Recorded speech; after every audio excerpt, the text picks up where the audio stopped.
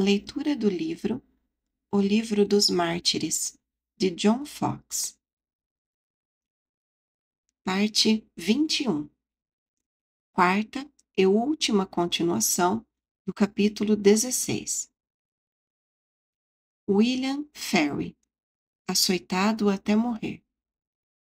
Entre as inúmeras atrocidades cometidas pelo sem misericórdia e insensível Bonner, pode-se colocar o assassinato deste inocente menino como o mais horrendo. O seu pai, John Ferry, da paróquia de Clerkenwell, alfaiate por profissão, tinha apenas 24 anos de idade e fizera uma bem-aventurada escolha ao firmar-se na esperança eterna e entregou-se àquele que edifica de tal maneira sua igreja que as portas do inferno não prevalecerão contra ela. Mas, a sua própria esposa, cujo coração se endurecera contra a verdade e cuja mente estava influenciada pelos mestres da falsa doutrina, tornou-se a sua acusadora. Brockenberry, papista e pároco daquela paróquia, recebeu a informação desta traidora Dalila e, como resultado disso, o pobre homem foi preso. Mas o terrível juízo de Deus, que é sempre justo e é muito limpo de olhos para ver o mal, caiu sobre esta endurecida e pérfida mulher, porque assim que o seu marido traído foi preso por causa de sua malvada ação, ela caiu repentinamente em um ataque de loucura e exibiu um terrível e despertador exemplo do poder de Deus para castigar os malvados. Esta terrível circunstância teve algum efeito sobre os corações dos ímpios caçadores que procuravam com anelo a sua presa. Em um momento em que a ira foi aplacada, permitiram-lhe que ficasse com a sua indigna mulher, a fim de devolver-lhe o bem pelo mal e sustentar seus 2 filhos, os quais, se ele permanecesse na prisão, teriam ficado desprovidos de seu protetor ou teriam sido um peso para a paróquia. Como os homens maus atuam por motivos mesquinhos, podemos atribuir a indulgência demonstrada a este último motivo. Na primeira parte de nossa narração sobre os mártires, vimos algumas mulheres cujo afeto para com seus maridos levou-as, inclusive, a sacrificar as suas próprias vidas para preservar os seus esposos. Porém, neste caso, conforme a linguagem das Escrituras, esta mãe resulta ser, na verdade, um monstro da natureza. Nem o afeto conjugal, nem o materno poderiam exercer alguma sensibilidade no coração desta indigna mulher. Mesmo após o nosso cristão aflito ter experimentado tal crueldade e falsidade por parte daquela mulher que lhe estava sujeita por todos os vínculos humanos e divinos, contudo, suportou as suas más ações com um espírito manso e paciente. Ao tratar de aliviar a sua doença no período de sua calamidade e acalmá-la com todas as possíveis expressões de ternura. Assim, em poucas semanas, ficou quase restaurada ao seu perfeito juízo. Porém, retornou ao seu pecado, como um cão que volta ao seu vômito. As atitudes e intentos malignos contra os santos do Altíssimo estavam arraigados em seu coração de uma maneira demasiadamente forte para que pudessem ser eliminados. E quando as suas forças voltaram, retornaram também com elas a sua inclinação a cometer a maldade. O seu coração estava endurecido pelo príncipe das trevas. E a ela podem ser aplicadas as seguintes palavras, tão entristecedoras e desalentadoras. Mudará o etíope a sua pele e o leopardo as suas manchas? Assim também vós podereis fazer o bem estando habituados a fazer o mal? Ao ponderarmos este texto da devida maneira com outro texto, terei misericórdia daquele que tiver misericórdia. Como pretenderemos desvirtuar a soberania de Deus, chamando a Jeová diante do tribunal da razão humana, que, em questões religiosas, está demasiadamente, vez por outra, oposta pela sabedoria infinita?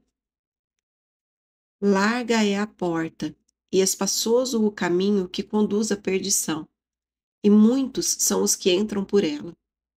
E porque estreita é a porta, e apertado o caminho que leva à vida, e poucos há que a encontrem. O caminho para o céu é verdadeiramente inescrutável, e é nosso dever inexcusável caminhar sempre na dependência de Deus e contemplá-lo com humilde confiança, na esperança de recebermos sua bondade e confessarmos sempre a sua justiça. E onde não podemos compreender, aprendamos a confiar.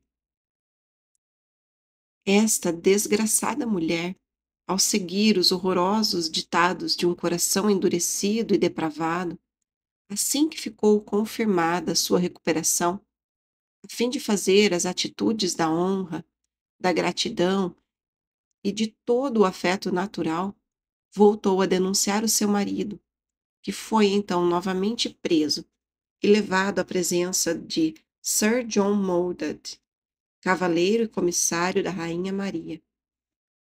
Após o seu interrogatório, considerado firme por seu juiz em suas opiniões, que militavam contra aquelas que eram abrigadas pela superstição e sustentadas pela crueldade, foi sentenciado à prisão e à tortura na Torre dos Lollardos. Ali colocaram-no em uma dolorosa tortura preso ao tronco, e junto a ele puseram um prato com água e uma pedra dentro dele. Somente Deus sabia qual era o propósito, a não ser que fosse para mostrar que não deveria esperar outro alimento, o que era bem possível de se crer, se considerarmos as suas práticas semelhantes com outras pessoas mencionadas anteriormente nesta narração. Como, dentre outros, contra Richard Smith, que morreu sob seu cruel cárcere. Dentre outros detalhes de crueldade, aconteceu que uma mulher piedosa foi pedir ao Dr. History a permissão para enterrar o corpo de Smith. Este perguntou a ela se havia alguma palha ou sangue no corpo dele. Porém, deixo a juízo dos sábios o que ele desejava dizer com esta pergunta. No primeiro dia da terceira semana de sofrimento de nosso Marte, apresentou-se algo perante a sua vista que lhe fez certamente sentir os seus tormentos com toda a sua intensidade e execrar com amargura, a fim de conter-se, para não maldizer a autora de sua desgraça. Observar e castigar os procedimentos dos seus atormentadores fica a cargo do Altíssimo, que vê a queda de um simples passarinho, e em cuja santa palavra está escrito: minha é a vingança, eu retribuirei. O que viu foi o seu próprio filho, um menino com a tenra idade de 8 anos.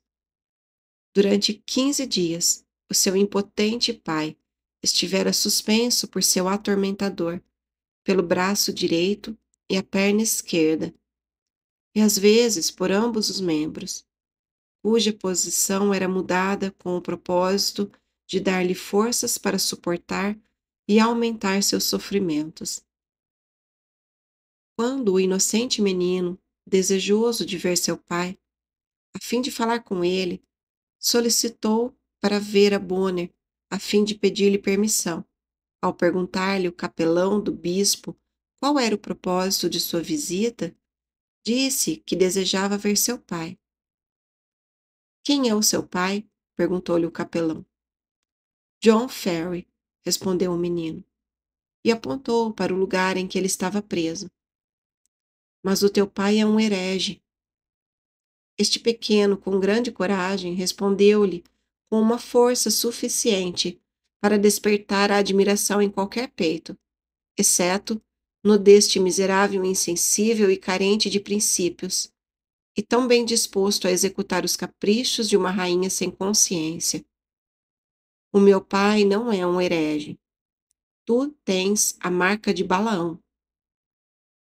Irritado por uma reprovação tão corretamente aplicada, o indignado e mortificado sacerdote ocultou por um momento o seu ressentimento e levou o atrevido menino a uma determinada casa, onde o entregou a outros que, tão baixos e cruéis como ele, o despiram e açoitaram com seus chicotes com tanta violência que, ao desmaiar sob os açoites infligidos a seu tenro corpo e coberto pelo sangue que manava de suas chagas, estava a ponto de expirar, vítima deste duro e imerecido castigo.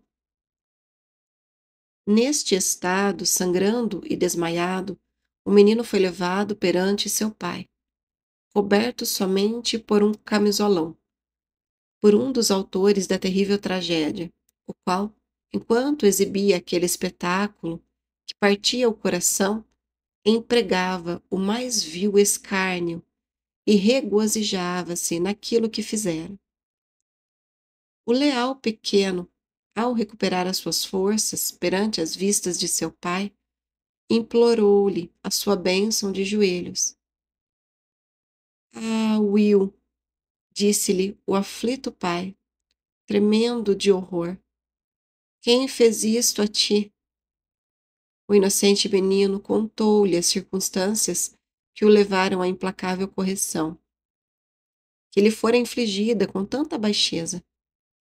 Todavia, quando repetiu a repreensão que pronunciara contra o capelão, que fora ocasionada por seu espírito indômito, foi arrancado de seu pai, que estava desfeito em pranto. Foi novamente levado àquela casa secreta, onde permaneceu preso e estritamente vigiado. Bonner, ao sentir um certo temor pelo que fizera, de que tal atitude não é justificada nem sequer entre os mais sangrentos e vorazes cães de guarda de sua manada, decidiu em sua malvada mente liberar a John Ferry, ao menos por um certo tempo, do rigor que sofria pela gloriosa causa da eterna verdade.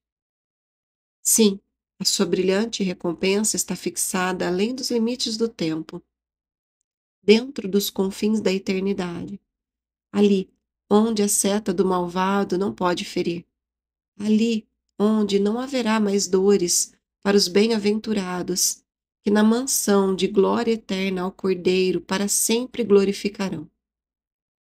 Por esta razão, foi liberado por ordem de Bonner, que desgraça para toda a dignidade é chamá-lo de bispo. De suas dolorosas cadeias e levado à Torre dos Lollardos, a chácara daquele ímpio e infame carniceiro, onde o encontrou ao lado de uma grande lareira. Ao entrar na chácara, Ferry disse: Deus e paz estejam neste lugar.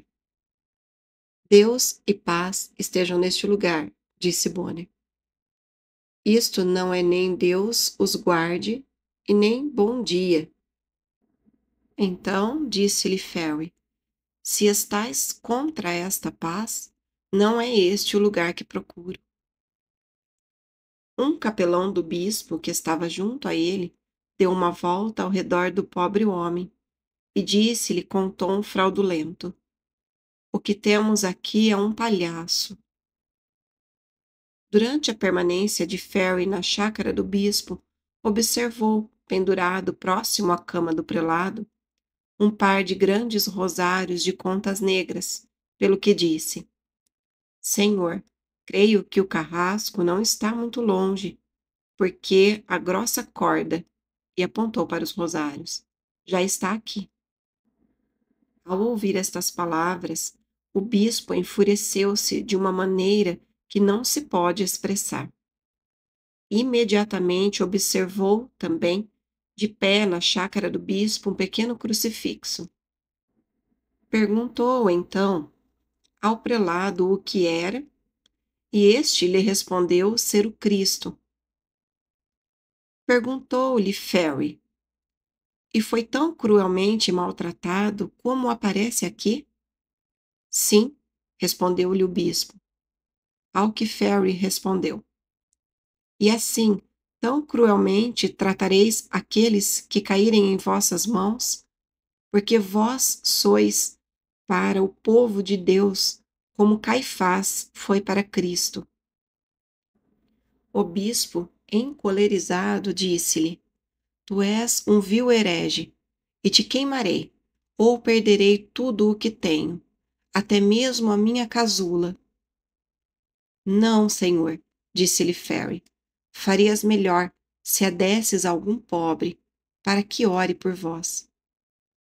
Bonner, apesar da ira que sentia, que foi tanto mais intensificada por causa da calma e pelas assertivas observações deste sagaz cristão, considerou mais prudente despedir o pai por causa do menino que quase fora assassinado.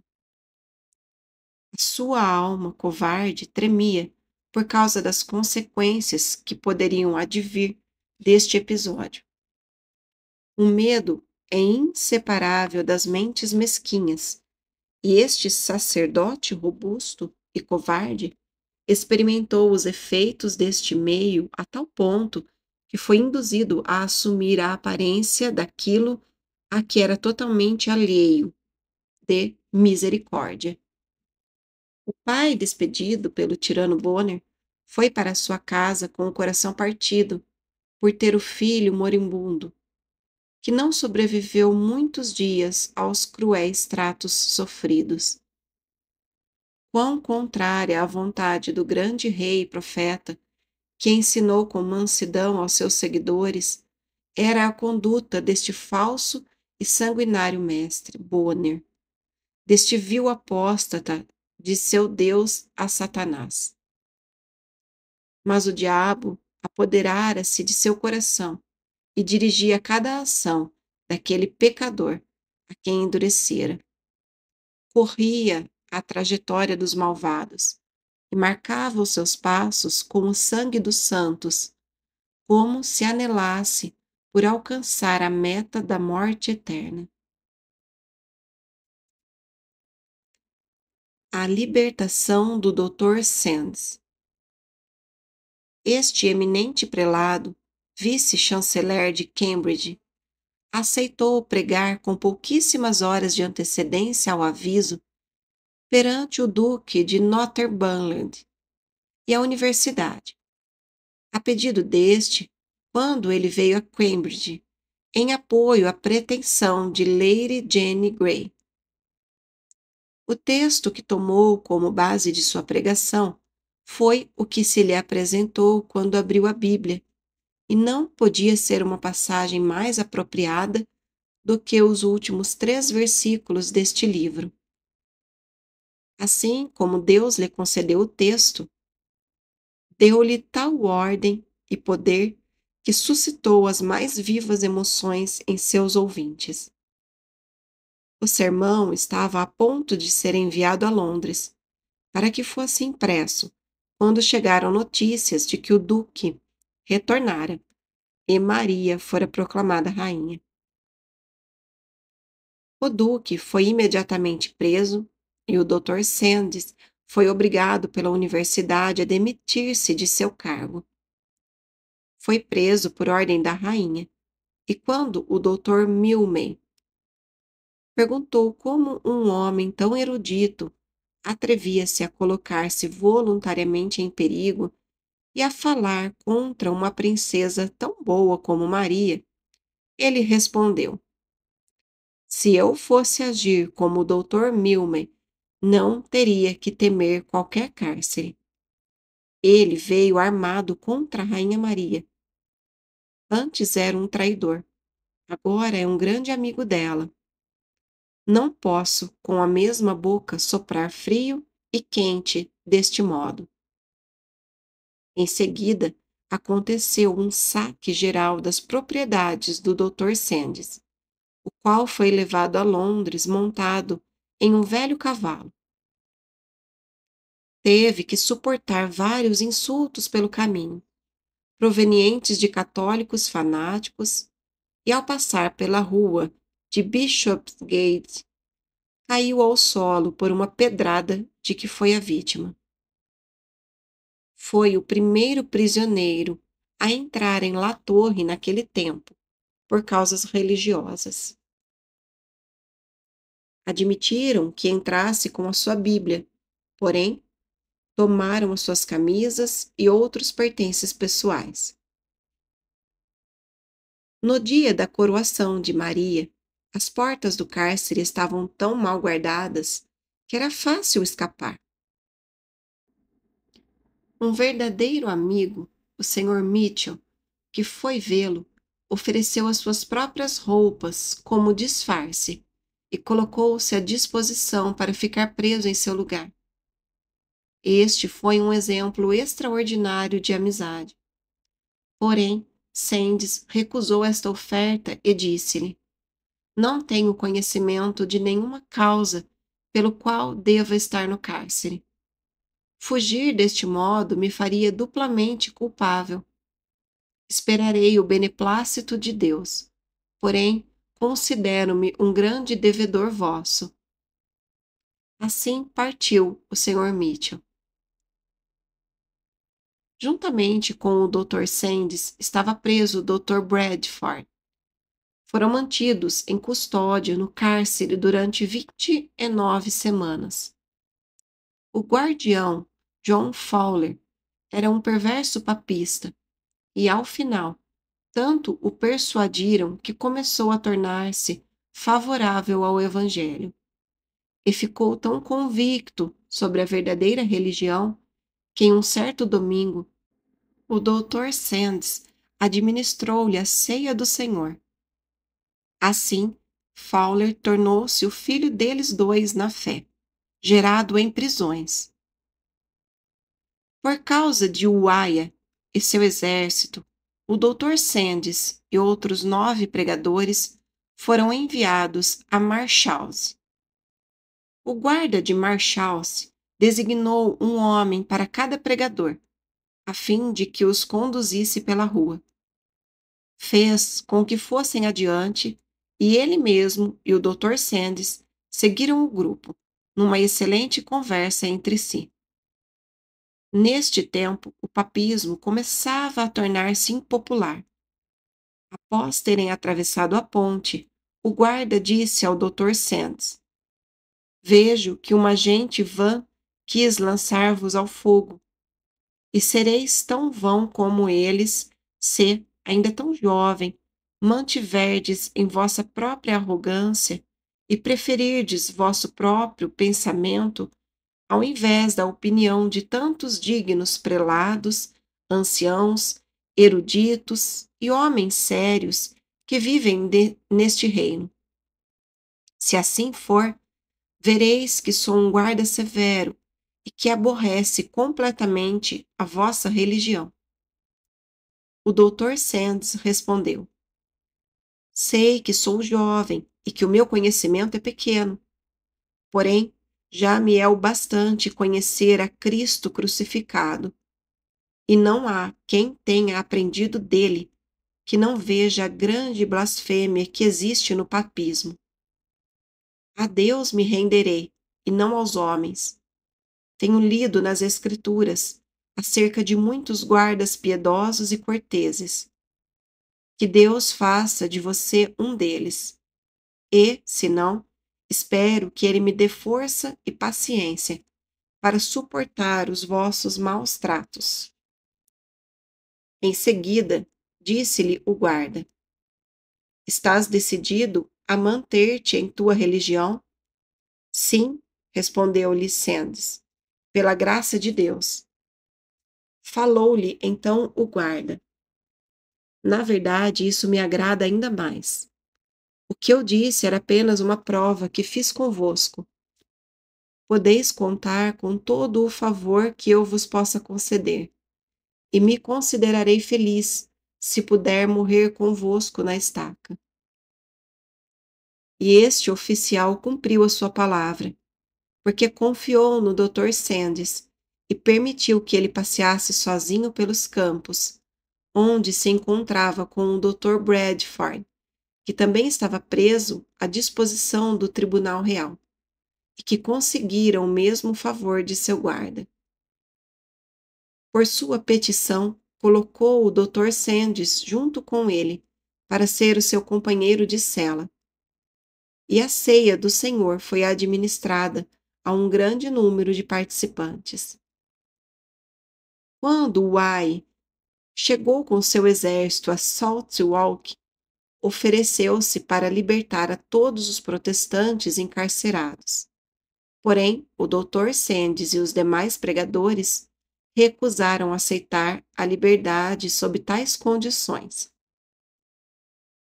Depois que o Dr. Sandys esteve preso durante 9 meses no cárcere de Marshalsea, foi colocado em liberdade através da mediação de Sir Thomas Holcroft, um cavaleiro marechal. Apesar de o Sr. Holcroft ter a ordem da rainha, o bispo ordenara que o Dr. Sandys não fosse colocado em liberdade, até que tivesse recebido a fiança de 2 cavaleiros a favor dele, a fim de obrigar cada um deles a pagar 500 libras esterlinas, e que o Dr. Sandys se ausentaria do reino, sem que tivesse permissão para isso. O Sr. Holcroft encontrou-se imediatamente com 2 cavaleiros do norte da Inglaterra, amigos e primos do Dr. Sandys, que se ofereceram para pagar a fiança. Após almoçar naquele mesmo dia, Sir Thomas Holcroft mandou que trouxessem o Dr. Sandys à sua casa, em Westminster, para dizer-lhe tudo o que fizera. O Dr. Sandys respondeu-lhe: Dou graças a Deus que moveu o vosso coração para ter-me tal consideração, pelo que me considero devedor de uma obrigação para convosco. Deus vos recompensará, e eu mesmo não vos serei ingrato. Porém, como me tratastes amistosamente, também serei franco convosco. Vim livre ao cárcere, também não sairei dele ligado. Como não posso servir de algum benefício aos meus amigos, também não o serei para dano. E se sou colocado em liberdade, não permanecerei sequer por 6 dias neste reino, se puder partir. Por esta razão, se não puder partir livremente, envie-me novamente a Marshalsea, e estareis seguro quanto a mim. Esta resposta desgostou muito ao Sr. Holcroft, porém respondeu-lhe como um verdadeiro amigo: Uma vez que não podes mudar a tua postura, mudarei o meu propósito e cederei perante ti. Aconteça o que acontecer, colocar-te-ei em liberdade. E ciente que tens o desejo de atravessar o mar, vai tão rapidamente quanto possas.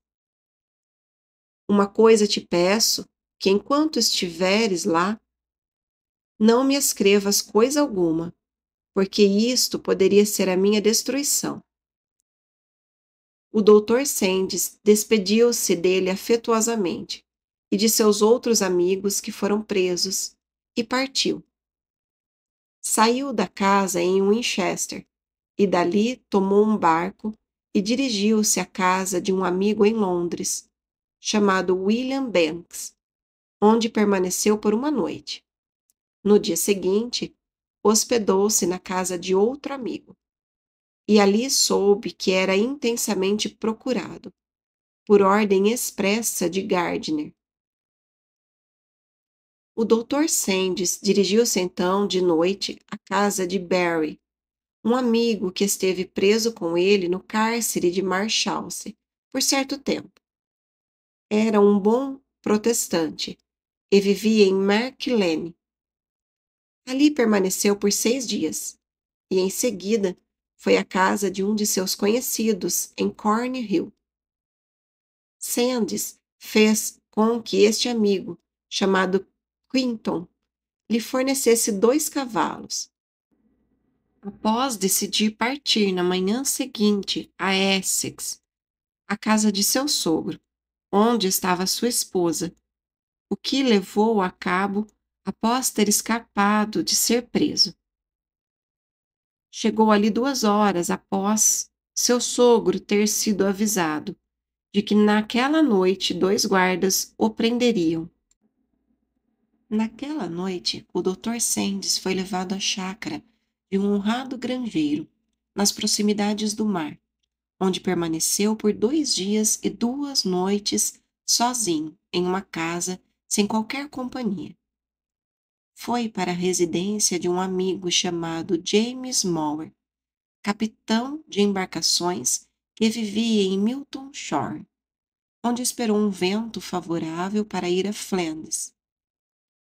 Enquanto estava ali, James Mower lhe apresentou a 40 ou 50 marinheiros, a quem Sandys dirigiu uma palavra de exortação. Estes rapazes adquiriram tamanho apreço por Sandys que prometeram morrer antes que permitissem que fosse preso. No dia 6 de maio, um domingo, o vento mostrou-se favorável. Ao despedir-se de sua anfitriã, que estava casada há 8 anos sem ter filhos, deu-lhe como presente um formoso lenço e um anel de ouro, e disse-lhe: Consola-te, pois antes que passe 1 ano, Deus te dará um filho, um menino. Isso se cumpriu, porque um dia antes que se completassem 12 meses, Deus lhe deu um filho. Assim que chegou a Amberes, soube que o rei Felipe dera ordens para que fosse preso. Fugiu então para Augsburgo, em Cleveland, onde permaneceu durante 14 dias. Viajou para Estrasburgo, onde, após ter ficado 1 ano, a sua mulher chegou para estar com ele. Esteve enfermo por causa de uma epidemia, durante 9 meses, e teve um filho que morreu devido à peste.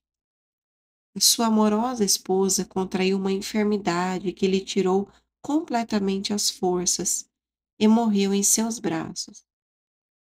Foi então a Zurique e hospedou-se na casa de Peter Martyr durante 5 semanas. Certo dia, durante o almoço, levaram repentinamente ao Dr. Sandys a notícia de que a rainha Maria morrera, e ele era aguardado por seus amigos em Estrasburgo, onde pregou o Evangelho. Juntamente com o Sr. Grindal, Sandys dirigiu-se à Inglaterra e chegaram a Londres, no mesmo dia da coroação da Rainha Elizabeth. Este fiel servo de Cristo ascendeu, durante o reinado desta soberana, a mais alta distinção na Igreja, pois tornou-se sucessivamente o bispo de Worcester, de Londres, e o arcebispo de York. O trato dispensado pela Rainha Maria à sua irmã, Princesa Elizabeth. A preservação da vida da Princesa Elizabeth pode ser considerada um exemplo notável do vigilante olhar de Cristo sobre a sua Igreja. O fanatismo de Maria não tinha consideração para com os laços familiares, os afetos naturais e nem a sucessão nacional.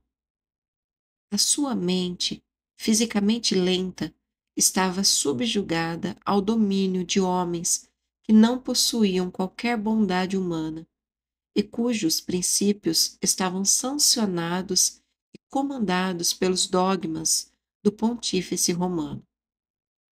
Se pudessem ter previsto a curta duração do reinado de Maria, teriam derramado por suas mãos o sangue protestante de Elizabeth e, como condição sine qua non da salvação da rainha, a teriam obrigado a ceder o reino a algum príncipe católico.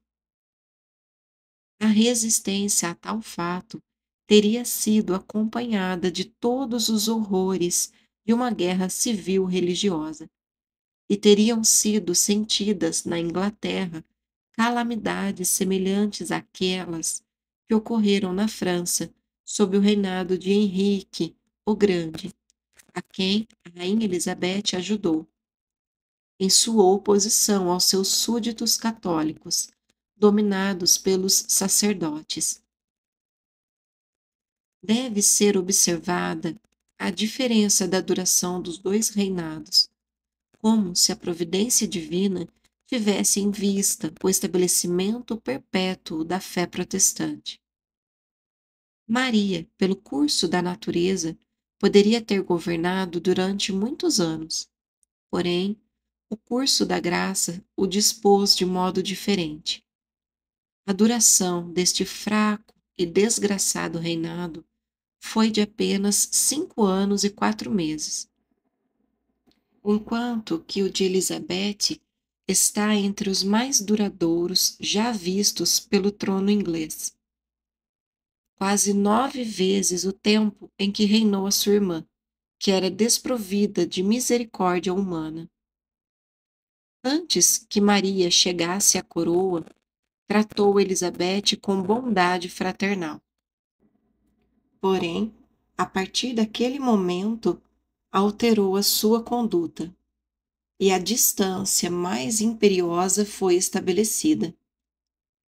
Apesar de Elizabeth não ter tomado qualquer parte na rebelião de Sir Thomas White, foi presa e tratada como se tivera sido culpada por aquela rebelião. A forma como a sua prisão foi conduzida era semelhante à mente que a havia ditado. Os 3 ministros do gabinete que foram designados para cuidarem da prisão dela entraram sem qualquer cortesia em seu quarto às 10 horas da noite, e apesar de estar muito enferma, a duras penas foi possível convencê-los que esperassem até a manhã do dia seguinte, para que cumprisse o repouso necessário. O seu estado debilitado permitiu que fosse levada em curtas etapas, durante a longa viagem a Londres. Porém, a princesa, ainda que pessoalmente afligida, teve um consolo que sua irmã jamais poderá comprar. As pessoas, em meio às quais passava ao longo do caminho, compadeciam-se dela e oravam para que fosse preservada. Ao chegar à corte, foi mantida presa por 2 semanas, estritamente vigiada, sem saber quem era o seu acusador e sem ver alguém que pudesse consolá-la ou aconselhá-la. Contudo, a acusação foi finalmente revelada por Gardiner, que, juntamente com 19 membros do conselho, acusou-a de instigar a conspiração de White, o que ela afirmou religiosamente ser falso. Ao fracassar nesta tentativa, apresentaram contra ela o seu relacionamento com Sir Peter Caryll, no que tampouco tiveram êxito. A rainha interveio, então, e disse que a sua vontade era que fosse presa em La Torre, fato que oprimiu a princesa com o maior temor e inquietação. Em vão abrigou a esperança de que Sua Majestade, a rainha, não a enviaria a tal lugar. Porém, não podia esperar por indulgência alguma.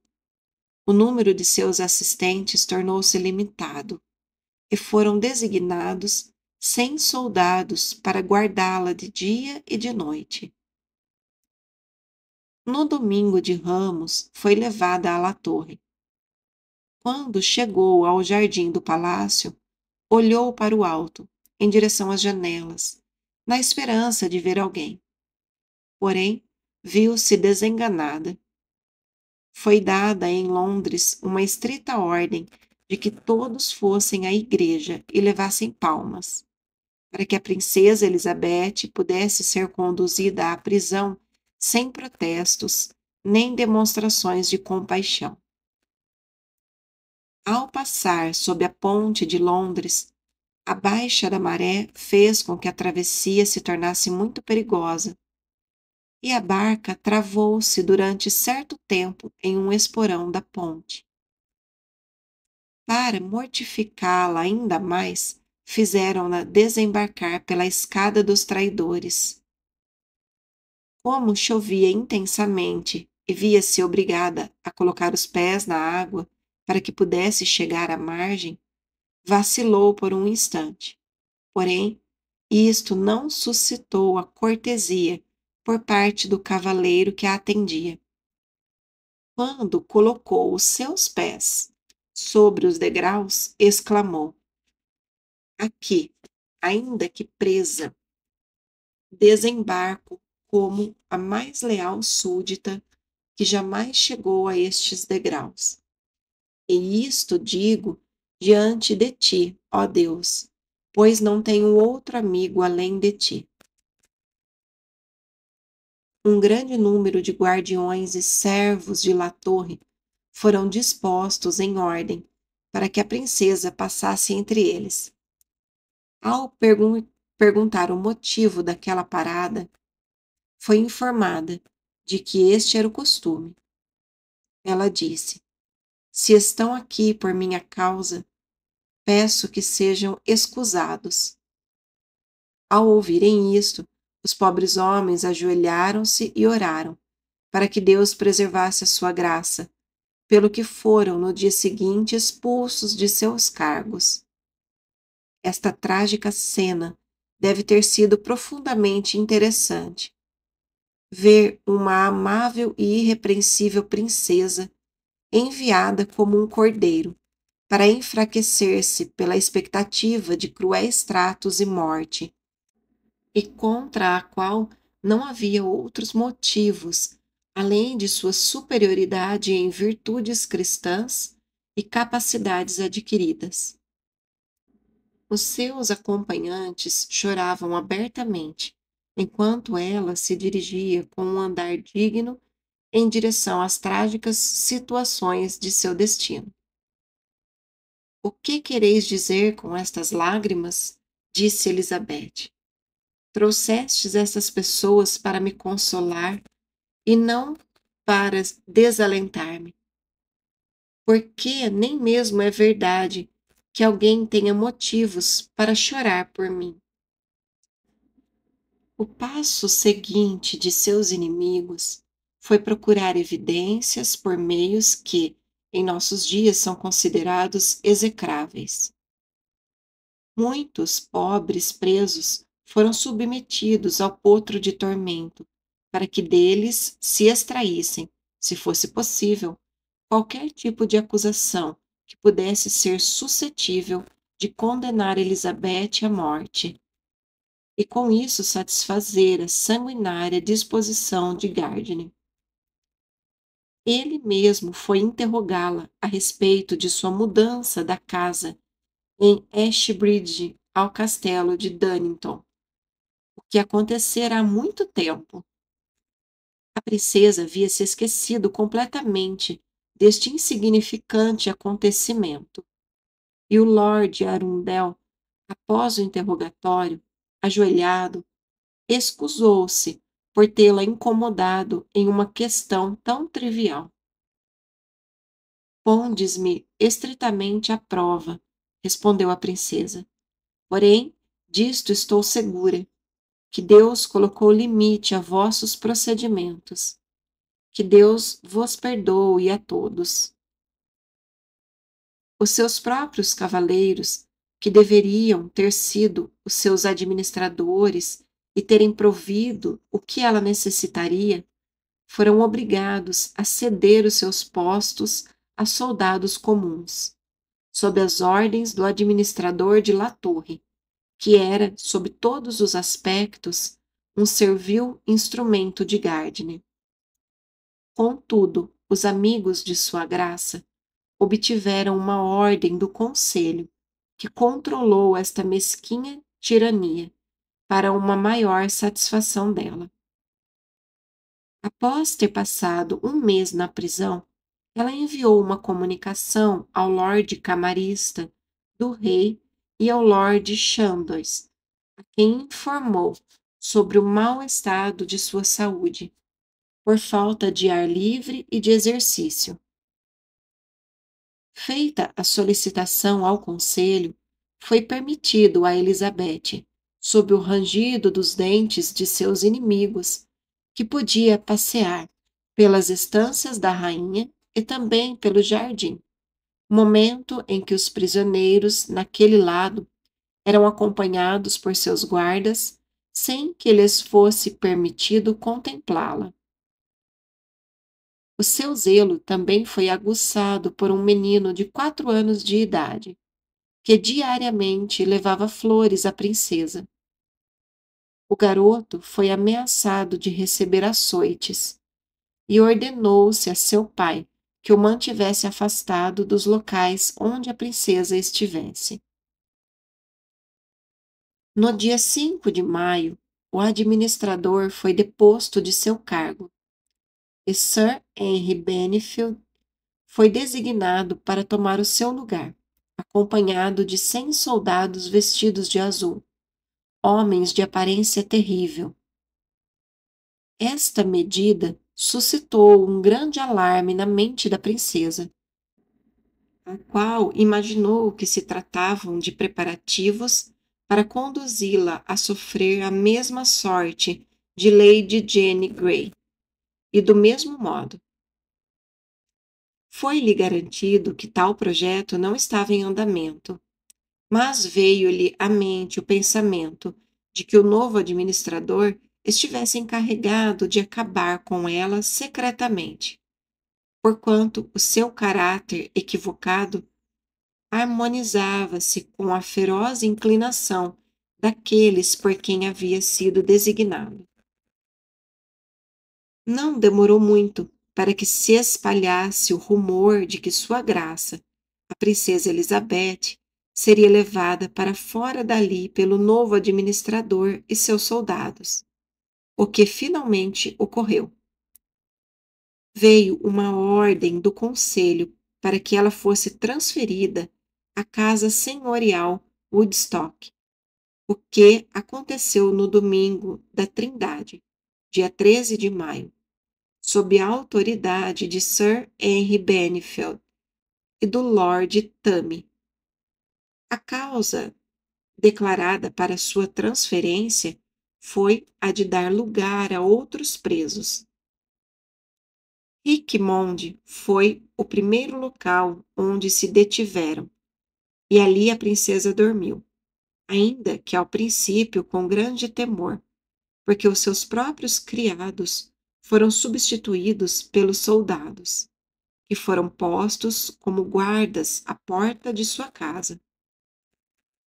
Devido às queixas apresentadas, Lord Tummy anulou este indecoroso abuso de autoridade e concedeu-lhe perfeita segurança enquanto esteve sob sua custódia. Ao passar por Windsor, viu vários de seus pobres e abatidos servos que esperavam contemplá-la. Veja-os, disse a princesa a um de seus assistentes, e dize-lhes de minha parte estas palavras: Tanquim ouves, isto é, como ovelha ao matadouro.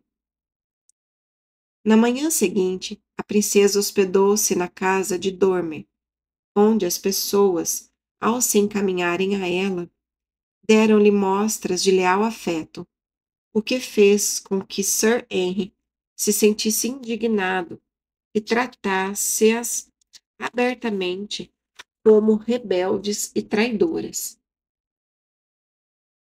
Em alguns povoados, muitos comemoravam a passagem da princesa e tocavam sinos, pois pensavam que a chegada dela entre eles fosse por motivos muito distintos. Porém, esta inocente demonstração de alegria foi suficiente para que o perseguidor Benefield ordenasse aos seus soldados que prendessem esta gente humilde, e muitos foram postos no tronco. No dia seguinte, a princesa chegou à casa do Lord Tame, onde passou toda a noite, e foi hospedada com dignidade. Este fato excitou a indignação de Sir Henry, o que o levou a advertir o amigo que considerasse bem a sua conduta. Porém, a humanidade deste cavaleiro não era daquelas que se deixam atemorizar, e deu-lhe uma resposta adequada. Em outra ocasião, este pródigo oficial, para mostrar o seu mau semblante e o seu menosprezo pela cortesia, dirigiu-se a uma casa que fora preparada para a princesa, com uma poltrona, 2 almofadões e um tapete. Ao sentar-se ali, presunçosamente, chamou um de seus homens para que tirasse as suas botas. Assim que as damas e os cavaleiros da princesa souberam disso, ridicularizaram-no e escarneceram-no. Quando terminou a cena, ele chamou o senhor da casa e ordenou que todas as damas e todos os cavaleiros fossem para suas residências, ao perceber que uma companhia tão grande tivesse sido permitida, pois considerava o grave encargo que lhe fora encomendado. Sir Henry, disse Sua Senhoria, dê-se por satisfeito. Evitaremos uma companhia tão grande, inclusive a de seus homens. Não, disse Sir Henry, mas os meus soldados vigiarão durante toda a noite. Lord Tame respondeu, não é necessário. Bem, disse o outro, haja necessidade ou não, o farão. No dia seguinte, a princesa empreendeu uma viagem dali a Woodstock, onde foi encerrada, como antes em La Torre, Londres, guardada pelos soldados dentro e fora das muralhas, a cada dia, em número de 60. E durante as noites, houve 40 homens de prontidão durante todo o período em que esteve presa. Ao final, foi-lhe permitido passear pelos jardins, porém, sob as mais severas restrições, onde as chaves eram guardadas pelo Sr. Henry, a fim de tê-las sempre sob muitas fechaduras e ferrolhos, o que a induziu a chamá-lo de seu carcereiro, pelo que se sentiu ofendido, e rogou-lhe que usasse o termo oficial. Após muitos rogos ao conselho, obteve permissão para escrever à rainha. Porém, o carcereiro, que lhe trouxe a pena, a tinta e o papel, permaneceu junto a ela, enquanto escrevia, e ao retirar-se, tornou a levar consigo estes artigos, até que voltassem a ser necessários. Também insistiu em levar ele mesmo a carta à rainha, mas Elizabeth não admitiu que ele fosse o portador, e a carta foi apresentada por um de seus cavaleiros. Depois da carta, os doutores Owen e Wendy visitaram a princesa, porque o seu estado de saúde tornava necessária uma assistência médica. Permaneceram com ela durante 5 ou 6 dias, período em que ela melhorou muito. Em seguida, voltaram à presença da rainha e falaram da submissão e humildade da princesa, diante do que a rainha pareceu comover-se. Porém, os bispos exigiam que a princesa admitisse que ofendera sua majestade. Elizabeth reprovou esta forma indireta de reconhecer-se culpada. Se delinque, disse ela. Sou culpável. Não peço misericórdia, senão a lei, que estou segura de que já teria sofrido há muito tempo, se fosse possível provar algo contra mim. Desejaria estar igualmente livre dos perigos de meus inimigos. Então, não estaria presa e lançada após muralhas e portões. Naquele tempo, falou-se muito sobre a possibilidade de se casar a princesa com um príncipe estrangeiro para que pudesse partir do reino com uma porção apropriada. Um dos membros do conselho teve a brutalidade de propor a necessidade de decapitá-la, se o rei Felipe desejasse ter seu reinado em paz.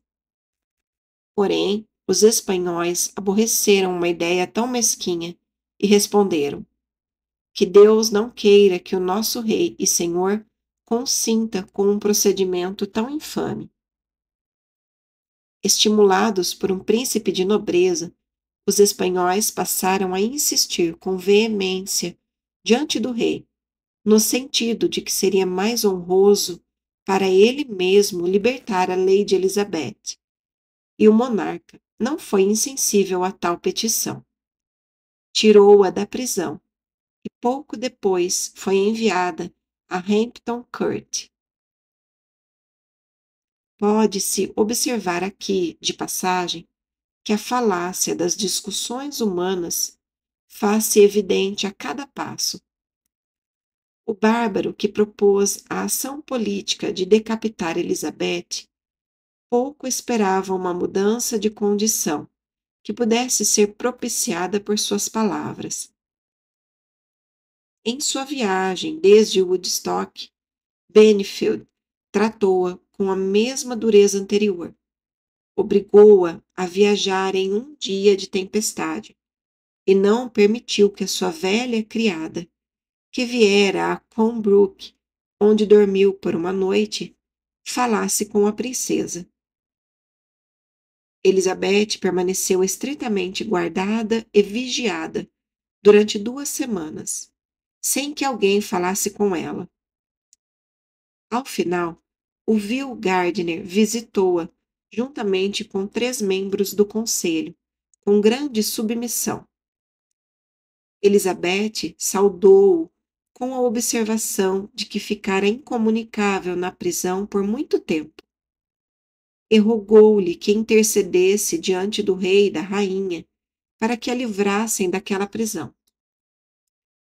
A visita de Gardiner tinha o propósito de obter da princesa uma confissão de culpa.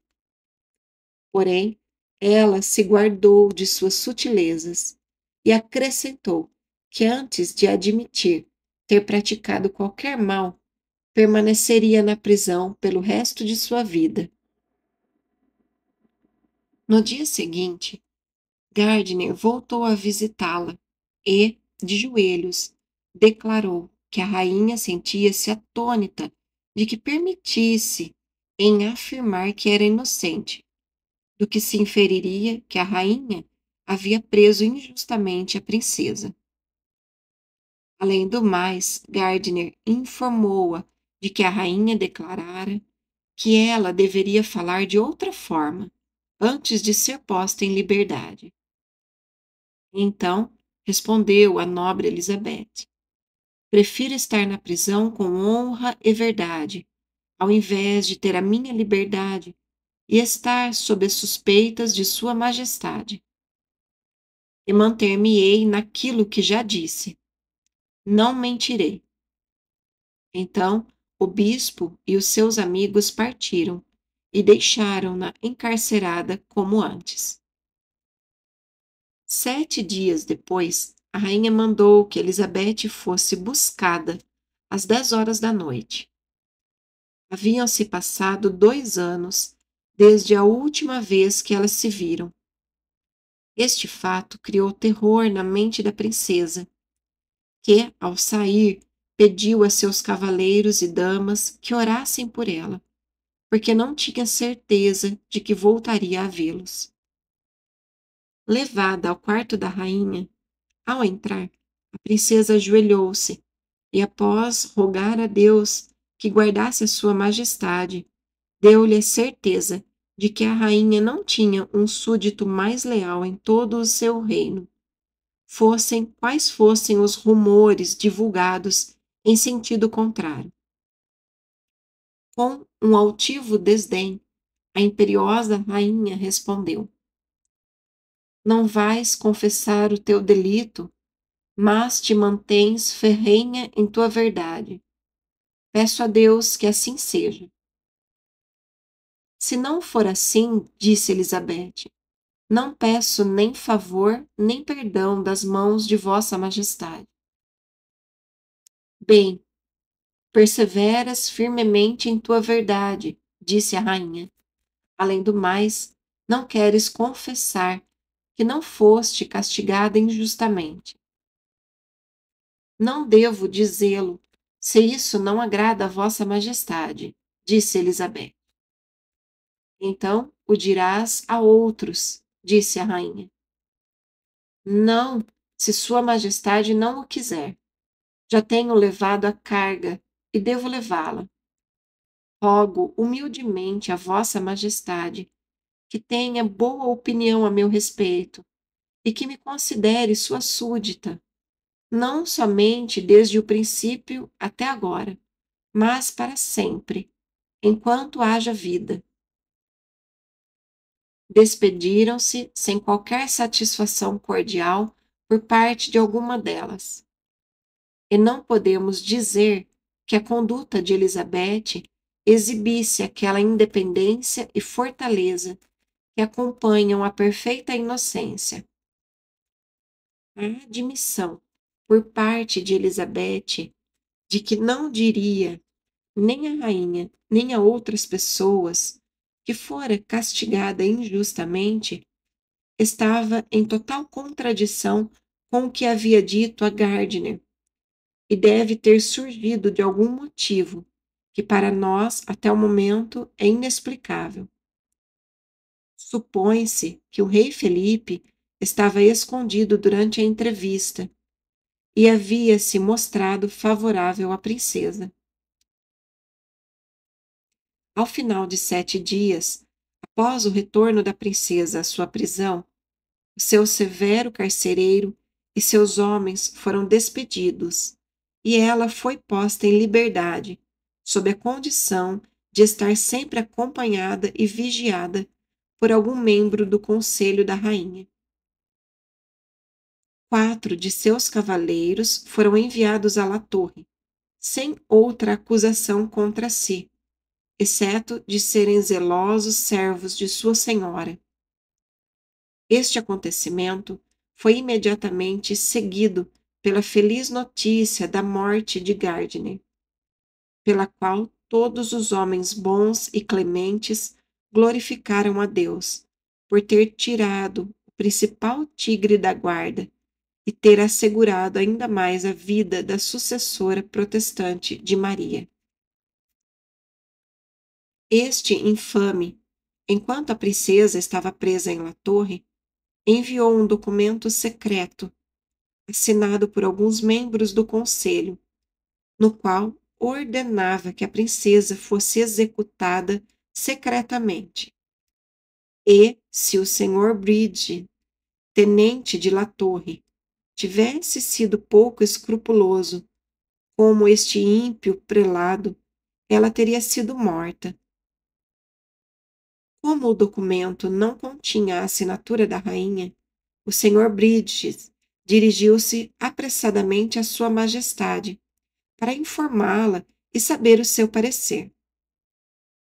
Este fora um ardil de Gardiner, que, na tentativa de mostrá-la como culpada de atividades ligadas à traição fizera com que vários presos fossem torturados, para que estes acusassem a princesa. Também ofereceu grandes somas de dinheiro como suborno aos senhores Edmund Tremaine e Smithwick, para que acusassem a inocente princesa. A vida dela esteve várias vezes em perigo. Enquanto se encontrava em Woodstock, houve um incêndio, intencionalmente, entre as vigas e o teto sob a qual a princesa dormia. Também existe um intenso rumor de que um tal Paul Penny, guarda de Woodstock, e notório bandido, foi designado para assassiná-la. Mas, fosse como fosse, Deus frustrou neste ponto os desígnios dos inimigos da reforma. James Basset foi outro enviado para executar a mesma ação. Este era um peculiar favorito de Gardiner e chegara a apenas 1 milha de distância de Woodstock, desejoso de falar com Benfield sobre este assunto. Quis Deus, em sua bondade, que enquanto Basset dirigia-se a Woodstock, Benfield, por ordem do conselho, encaminhou-se a Londres. Por esta razão, deu uma firme ordem a seu irmão de que ninguém fosse admitido na presença da princesa durante a sua ausência. Nem mesmo se levasse um bilhete da própria rainha. O seu irmão viu o assassino, porém a intenção deste ficou frustrada, pois não conseguiu permissão para que estivesse diante da princesa.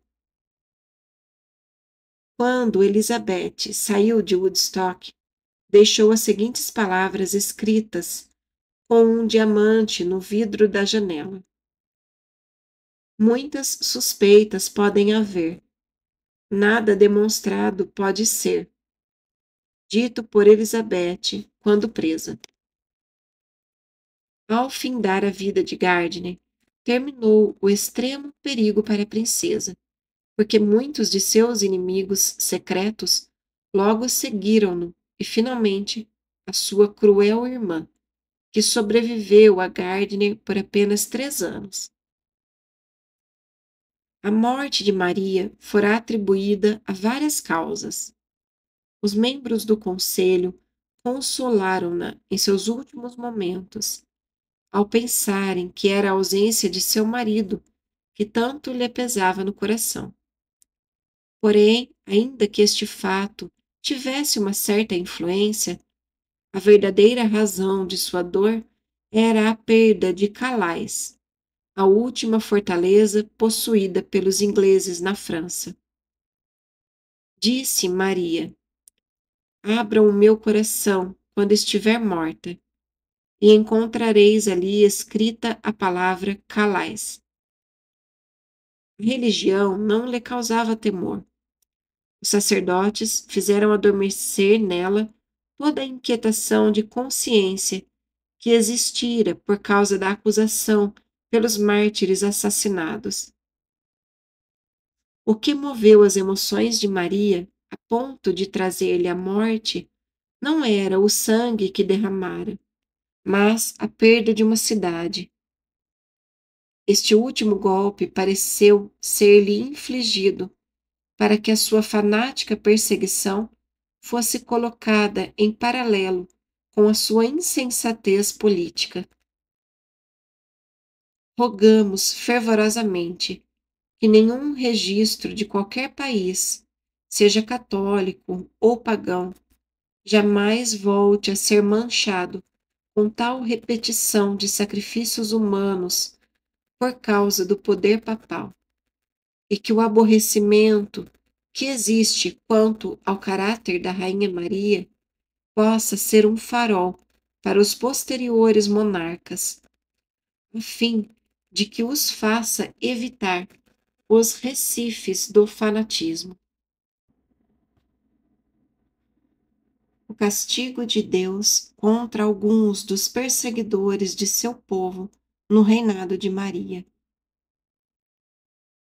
Após a morte de Gardner, um arqui-perseguidor, seguiram-se outros, dentre os quais deve-se destacar o Dr. Morgan, bispo de St. David's, sucessor do bispo Farrar.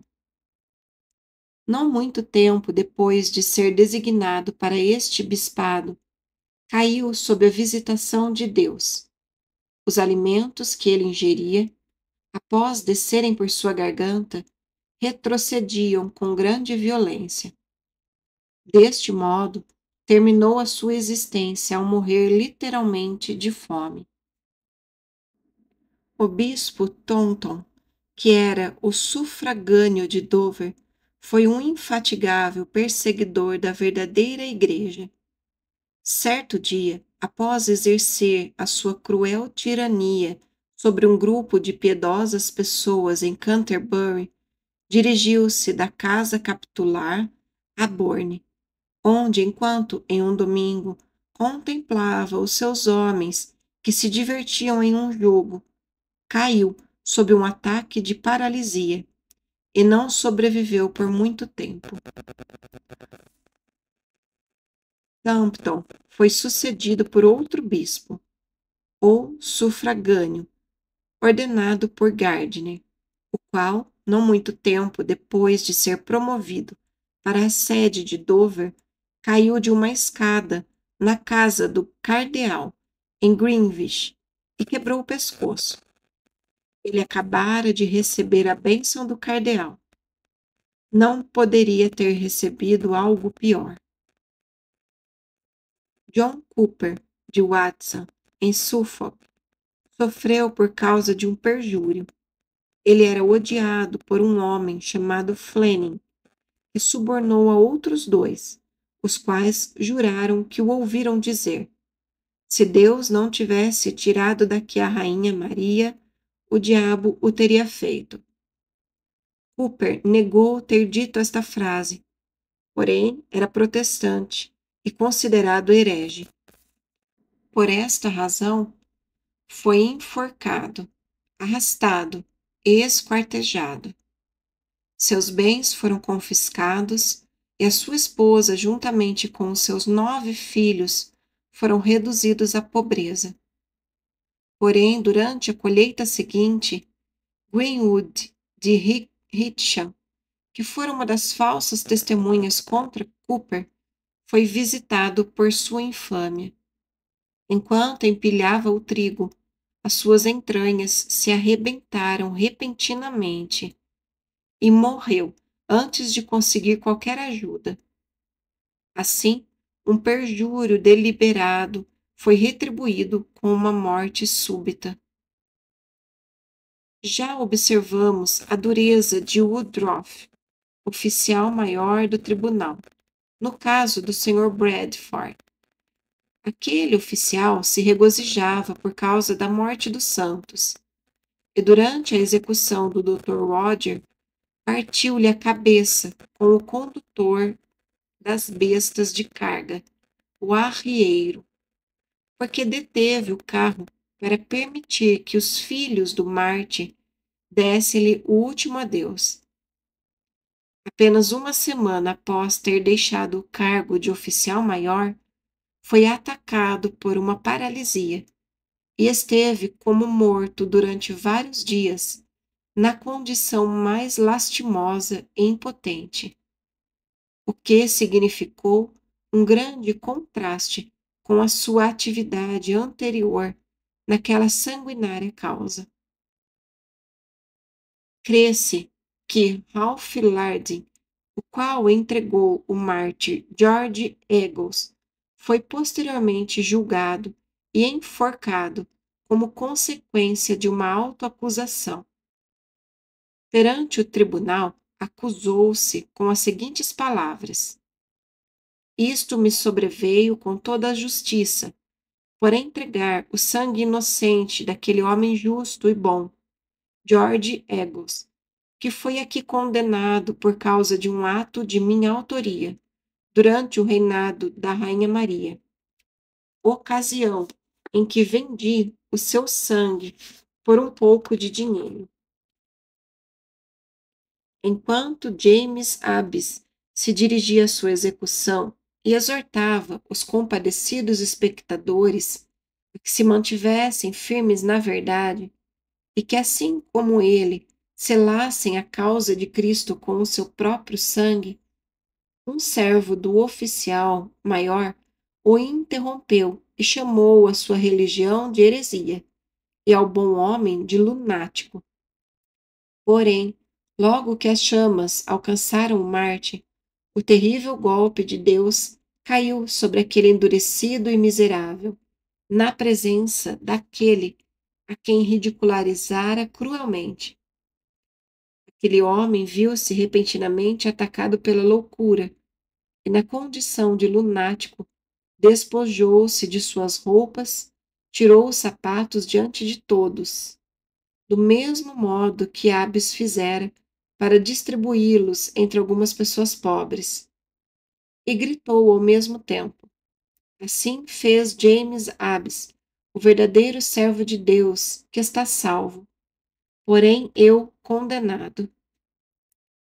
Repetiu esta frase várias vezes, e o oficial fez com que o segurassem e mandou que lhe vestissem a roupa.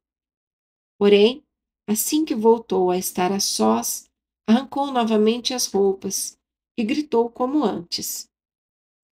Preso em um carro, foi levado à casa de seu chefe e, ao final de meio ano, morreu. Pouco antes de sua morte, um sacerdote que veio dar-lhe assistência trouxe consigo um crucifixo e outros pertences ligados à fé católica.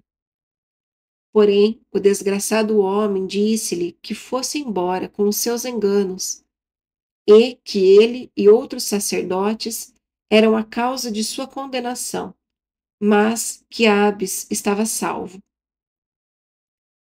Um tal de Clarke, inimigo declarado dos protestantes no tempo do rei Eduardo, enforcou-se na Torre de Londres. Frolin, um célebre sacerdote, caiu na rua e morreu imediatamente. Dale, um incansável informante, morreu comido por vermes, o que constituiu um horrível espetáculo. Alexander, o severo guarda de Newgate, morreu miseravelmente.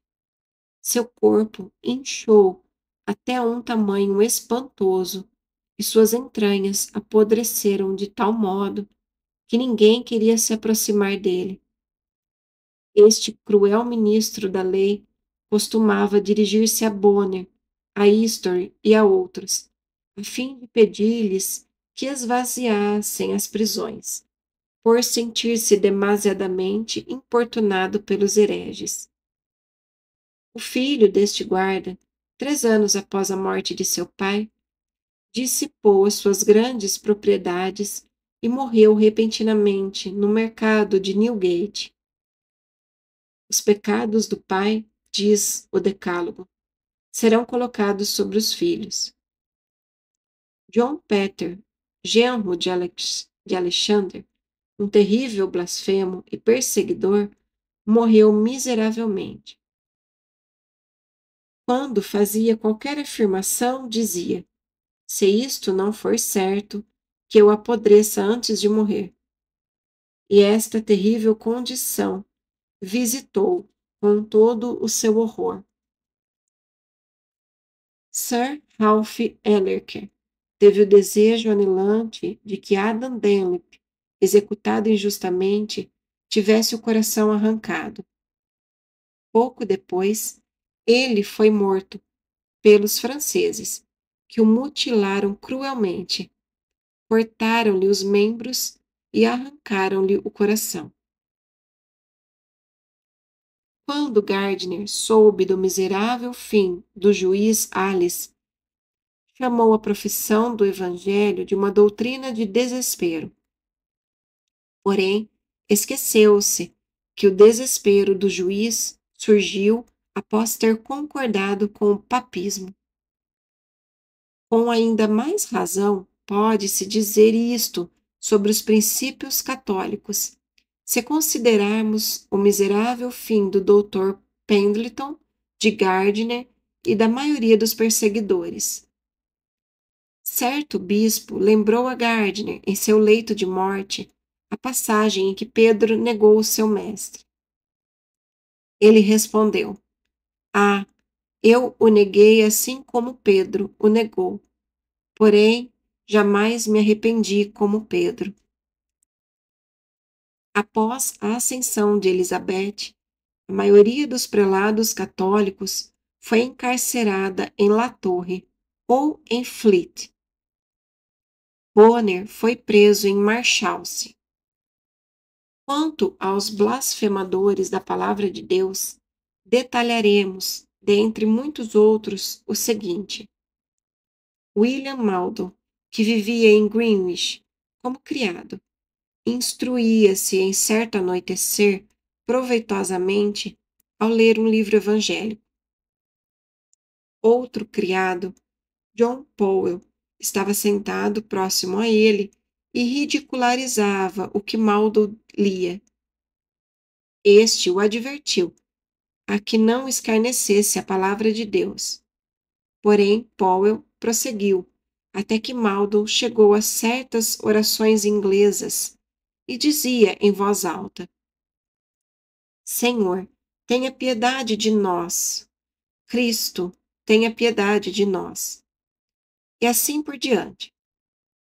De repente, o escarnecedor foi tomado de sobressalto e exclamou: Senhor, tenha misericórdia de nós. Sentiu-se surpreso pelo mais atroz terror em sua mente.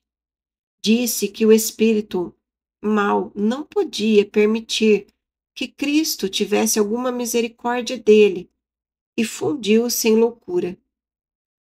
Foi enviado a Bedlam e serviu de exemplo de que Deus castiga quem ultraja o seu nome.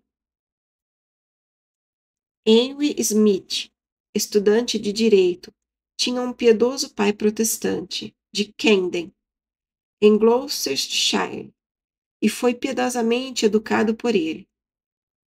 Enquanto estudava direito em Temple, foi induzido a professar o catolicismo e, após dirigir-se a Louvain, na França, voltou carregado de crucifixos e outras bugigangas papistas.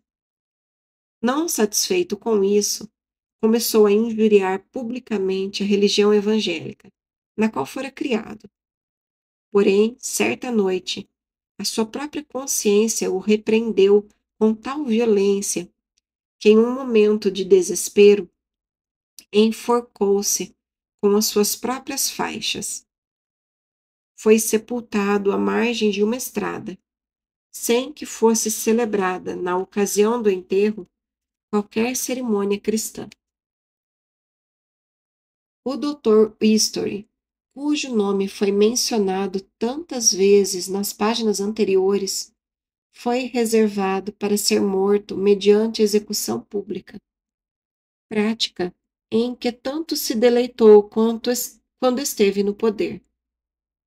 Supõe-se que interveio na maioria das ações desempenhadas nos tempos de Maria e que divulgou o seu engenho ao inventar novas formas de infligir torturas. Quando Elizabeth assumiu o trono, foi preso. Porém, inexplicavelmente fugiu ao continente para levar o fogo e a espada ali contra os irmãos protestantes. Recebeu em Amberes, do Duque de Alba, uma especial comissão para registrar todos os barcos em busca de contrabando, especialmente de livros heréticos ingleses. O Dr. History gloriava-se em um encargo que lhe foi ordenado pela providência divina, para consumar a sua ruína e preservar os fiéis de sua sanguinária crueldade.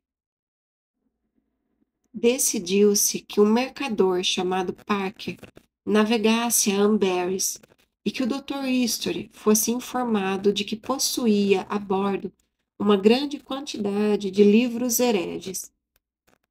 Assim que ouviu isso, o Dr. History apressou-se a ir ao barco, procurou por todas as partes cobertas e, em seguida, embaixo no porão. Quando, então, fecharam as escotilhas. Um vento oportuno levou a nau à Inglaterra, e este traidor e perseguidor rebelde foi enviado à prisão, onde esteve durante um tempo considerável, onde negou obstinadamente a renunciar a seu espírito anticristão e a admitir a supremacia da rainha Elizabeth. Declarava-se como súdito jurado do rei da Espanha, a cujo serviço estava o famoso Duque de Alba, ainda que por nascimento e formação fosse inglês. Condenado, o Dr. History foi posto sobre um reboque de estrado e arrastado de La Torre a Tyburn, onde, após ser enforcado por meia hora, foi cortado, despedaçado, e o carrasco exibiu o seu coração. Assim terminou a existência deste Nimrod da Inglaterra. Fim do capítulo 16.